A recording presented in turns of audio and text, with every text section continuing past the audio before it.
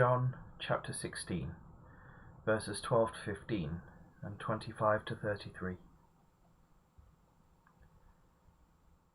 I still have many things to say to you, but you cannot bear them now. When the Spirit of truth comes, he will guide you into all the truth. For he will not speak on his own, but will speak whatever he hears, and he will declare to you the things that are to come.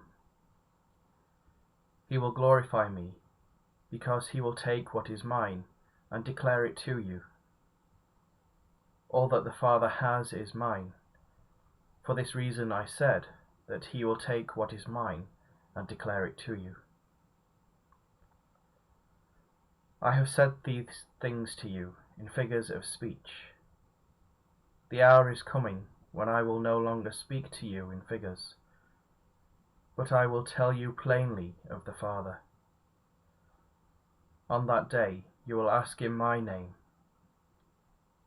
I do not say to you that I will ask the Father on your behalf, for the Father himself loves you, because you have loved me and have believed that I came from God.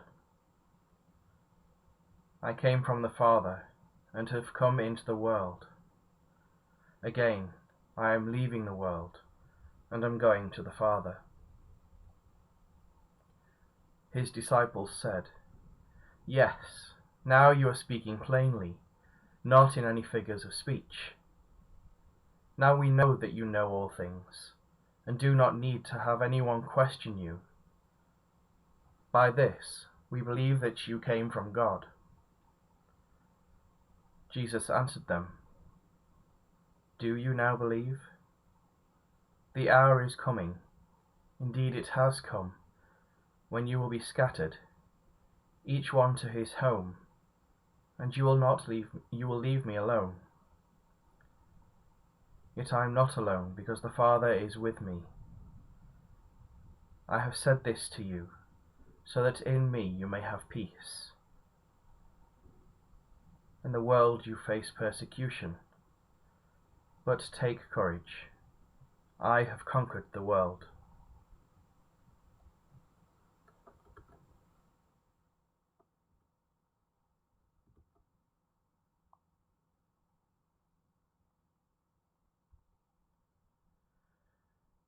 The hour is coming indeed.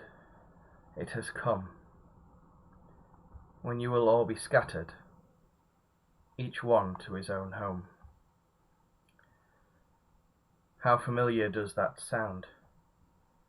I don't know about you, but for me this feels like a very recent memory and a reminder of the beginning of lockdown.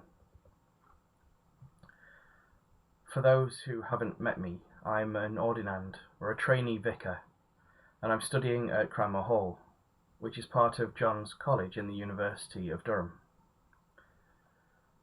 And just as lockdown happened, I and other students living in the college at the time did just what was mentioned in John's Gospel. We scattered, each to our own home.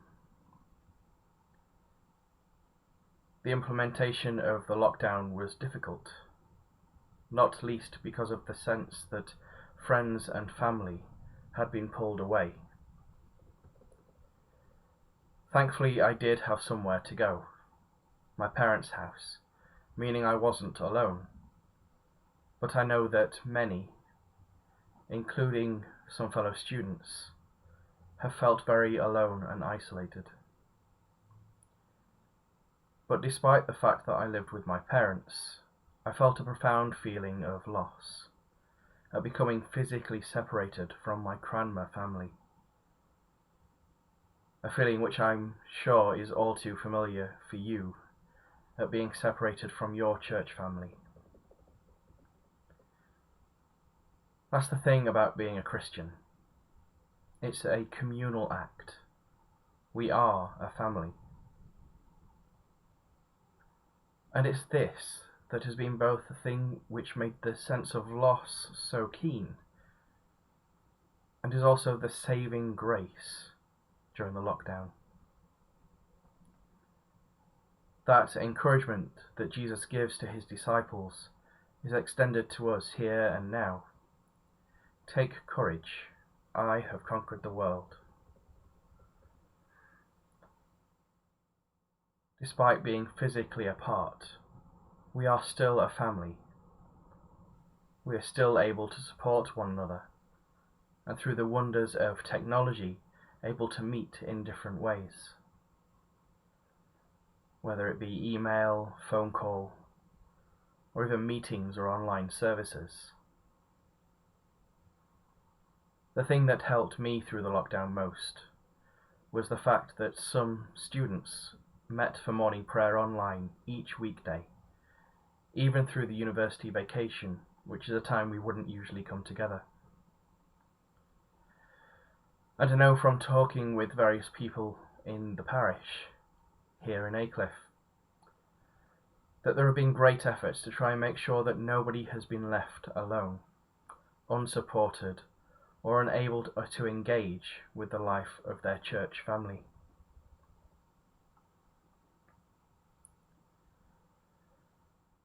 Apart from the disciples who Jesus is addressing in the passage, Christians all over the world and all through history have been faced by being separated from one another and being isolated. And sometimes this isolation is the time when God is able to speak and be heard by someone for the first time, in order that they may become a Christian and part of this family of God. One such person is remembered today in the Church of England. Some of you may have heard of him, Oswald, King of Northumbria. Upon the death of his father, King Aelfrith, at about the age of 12, Oswald was forced into exile and went to live on Iona. It was here he became a Christian and was baptized, after being influenced by the monks of St. Columba who lived there. When he eventually returned to reclaim his father's kingdom, he erected a cross, which he and all his men prayed around the night before battle. After winning the battle and the kingdom of Northumbria, his whole council accepted Christianity and were baptized into the faith. It was after this that he invited his friend Aidan to come and share the Christian faith with everyone in his kingdom. And Oswald went on to travel with him and worked with Aidan on his missionary journeys as an interpreter. We remember Oswald because of his faith in God, that he was so unafraid to share that he invited his entire army to pray with him in front of a large cross, and for the work he did with Aidan in sharing the gospel with his people. Oswald may still have become a king without first becoming a Christian, but it is his faith that made him a great king, and the fact that he went out personally to share with others that same message which transformed his own life. On Iona, Oswald was recreated. There's another man I have read about recently, named Seraphim of Sarov. He was a monk in Russia who lived between 1745 and 1833. He explains to one of his students what for him is the heart of the Christian calling: the acquisition of the Holy Spirit of God, to be recreated by the Holy Spirit.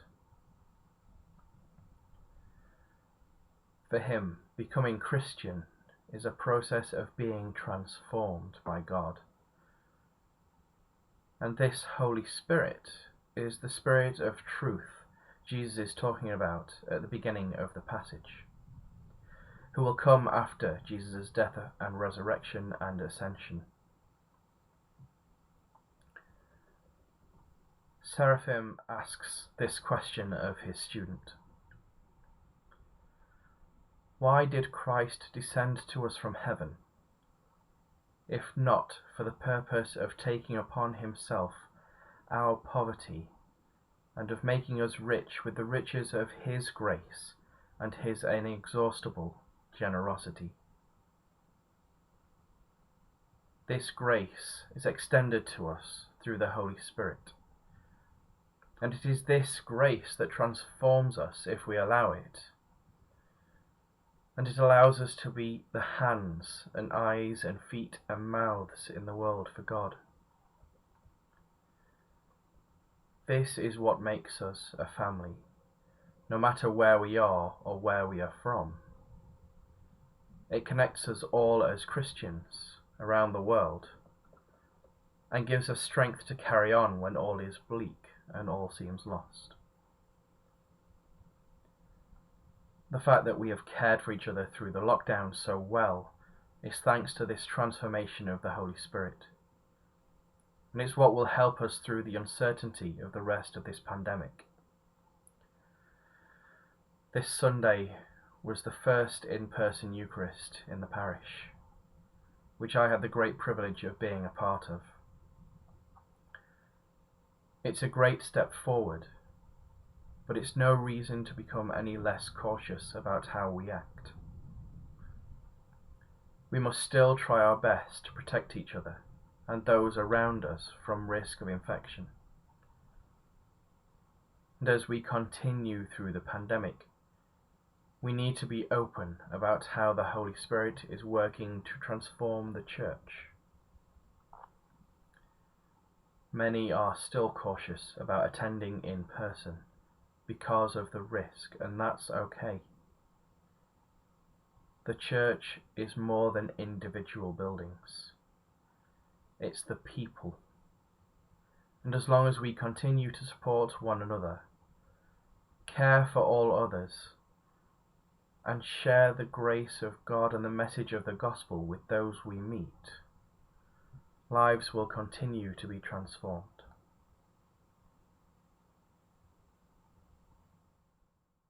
Amen.